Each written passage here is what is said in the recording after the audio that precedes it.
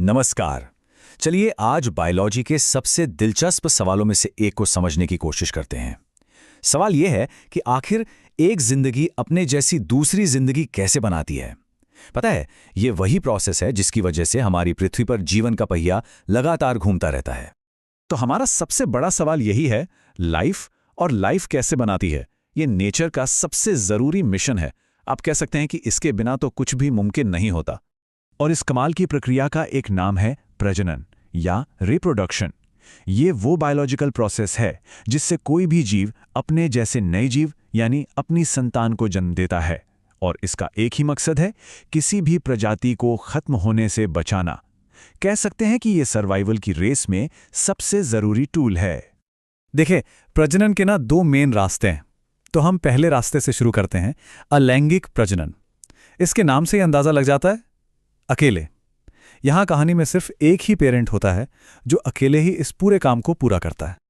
अलैंगिक प्रजनन की सबसे बड़ी खासियत इसकी सिंप्लिसिटी है। मतलब सिर्फ एक पेरेंट, प्रोसेस एकदम फास्ट, और सबसे जरूरी बात, जो भी नई संतान पैदा होती है वो अपने पेरेंट की एग्जैक्ट कॉपी होती है, एक क्लोन। इसको ऐसे समझिए जैसे आप किसी पेपर की जेरोक्स कॉपी निकाल रहे हो, बिल्कुल सेम, कोई बदलाव नहीं, कोई वेरिएशन नहीं। इसका एक बहुत भी सिंपल तरीका है, खंडन।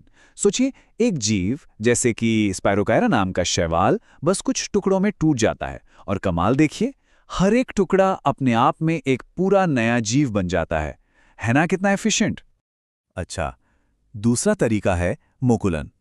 इसमें क्या होता है कि पेरेंट के शरीर पर एक छोटा सा उभार, जिसे बड या कली कहते हैं, वो उगने लगता है। हाइड्रा में ऐसा ही होता है। ये बड धीरे धीरे बड़ा होता है, और जब ये पूरी तरह तैयार हो जाता है तो अपने पेरेंट से अलग होकर अपनी नई जिंदगी शुरू कर देता है। और एक और तरीका है बीजाणु निर्माण। अरे, हम सब ने ब्रेड पर लगी वो हरी काली फफूंद तो देखी है ना? वो फफूंद छोटे छोटे बीजाणु यानी स्पोर्स बनाती है, जो हवा में उड़ते रहते हैं। और जैसे ही उन्हें सही नमी और टेम्परेचर मिलता है, वो एक नई फफूंद के तौर पर उग जाते हैं। अब आते हैं पौधों की दुनिया में, जहां अलैंगिक प्रजनन का एक बहुत कॉमन तरीका है वनस्पतिक प्रजनन। ये तो हम रोज ही देखते हैं। कई बार किचन में रखे आलू में से छोटी छोटी आंखें निकल आती हैं, या फिर प्याज में से हरे अंकुर फूटने लगते हैं। और हम इंसान तो इसका गार्डनिंग में खूब इस्तेमाल करते हैं, जैसे गुलाब की एक टहनी काटकर जमीन में लगा दी। ये सब अलैंगिक प्रजनन के ही तो उदाहरण हैं। तो ये तो था पहला रास्ता, लेकिन नेचर के पास एक और, इससे कहीं ज्यादा कॉम्प्लेक्स तरीका भी है। तो चलिए अब बात करते हैं लैंगिक प्रजनन की, जहां कहानी में एक नहीं दो किरदार होते हैं। ये प्रोसेस थोड़ा धीमा जरूर है, लेकिन इसका एक जबरदस्त फायदा है। लैंगिक प्रजनन में दो पेरेंट्स होते हैं, एक मेल और एक फीमेल। और जब वो रिप्रोड्यूस करते हैं तो उनकी संतान में दोनों के गुण मिक्स होकर आते हैं। इसी से पैदा होती है आनुवंशिक भिन्नता यानी जेनेटिक वेरिएशन। और ये वेरिएशन बहुत जरूरी है, क्योंकि इसी की वजह से कोई भी प्रजाति बदलते हुए माहौल में खुद को ढाल पाती है। ये समझ लीजिए कि ये नेचर का अपडेट बटन है। ये पूरी प्रक्रिया 3 मेन स्टेप्स में होती है। सबसे पहले दोनों पेरेंट्स खास सेल्स बनाते हैं, जिन्हें युग्मक या गैमीट्स कहते हैं। फिर मेल और फीमेल गैमीट्स आपस में फ्यूज होते हैं यानी मिलते हैं। इस स्टेप को कहते हैं निषेचन। और आखिर में इनके मिलने से एक नई सेल बनती है, जिसे युग्मनज कहते हैं। और बस यहीं से एक नई जिंदगी की शुरुआत हो जाती है।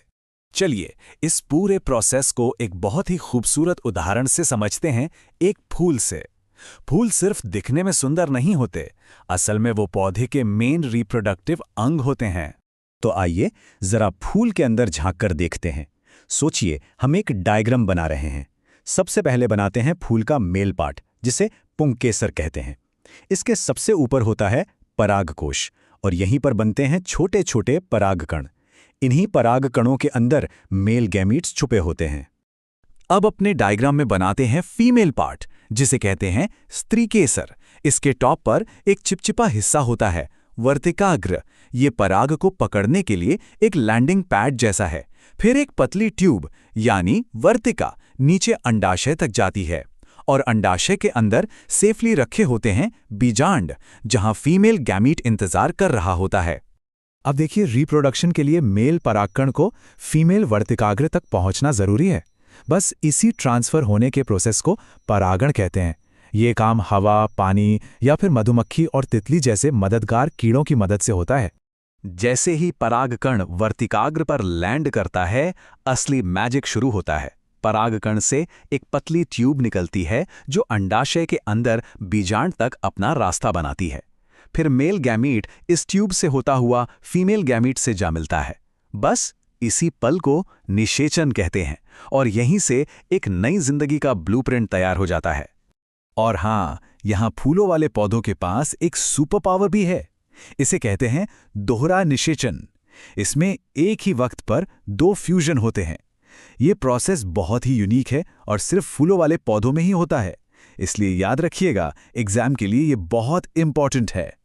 तो जब निषेचन कामयाब हो जाता है तो फूल में बड़े बदलाव आते हैं। जो बीजांड था वो अब बीज बन जाता है और अंडाशय जो उस बीजांड को प्रोटेक्ट कर रहा था वो बड़ा होकर एक रसीला फल बन जाता है। तो अगली बार जब कोई फल खाएं तो याद रखिएगा कि आप पौधे का एक विकसित अंडाशय ही खा रहे हैं। चलिए, अब जब हमने दोनों तरीकों को अच्छे से समझ लिया है तो क्यों ना उन्हें आमने सामने रखकर कंपेयर किया जाए, ताकि इनके बीच का अंतर बिल्कुल साफ हो जाए। एक बहुत बड़ा सवाल है ना? कौन सा तरीका बेहतर है? देखिए, इसका कोई सीधा सा जवाब नहीं है। ये पूरी तरह से सिचुएशन पर डिपेंड करता है। इस टेबल को देखिए। अलैंगिक में 1 पेरेंट, लैंगिक में 2। अलैंगिक में कोई वेरिएशन नहीं, मतलब बच्चे एग्जैक्ट कॉपी होते हैं, जबकि लैंगिक में वेरिएशन आता है। अलैंगिक प्रोसेस बहुत तेज है, जबकि लैंगिक धीमा।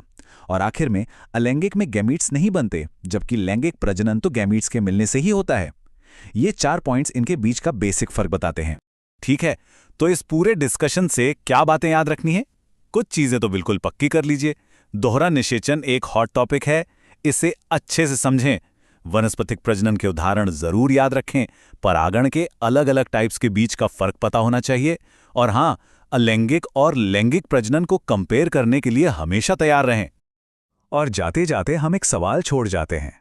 सोचिए, अगर सर्वाइवल एक लंबी रेस है तो आखिर में कौन जीतेगा?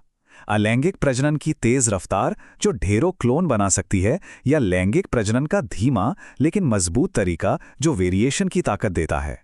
वैसे प्रकृति ने तो दोनों को ही जगह दी है, इस पर जरूर सोचिएगा।